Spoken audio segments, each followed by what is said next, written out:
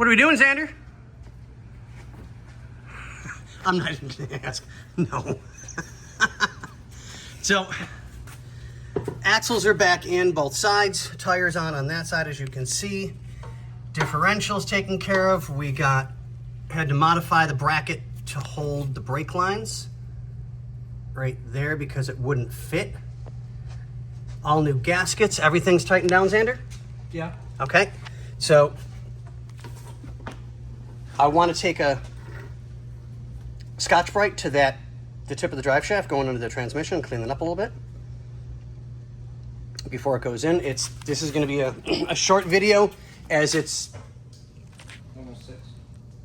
10 to 6 in the evening, 5:51. So and we've been here since 7 a.m. So yeah, we're tired. Ken, we love your car, but we are making sure that this is as right as you can possibly get it, buddy.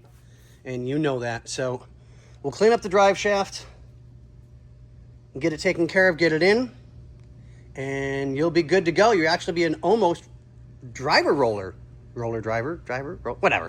But what do we say, Xander? Goodbye.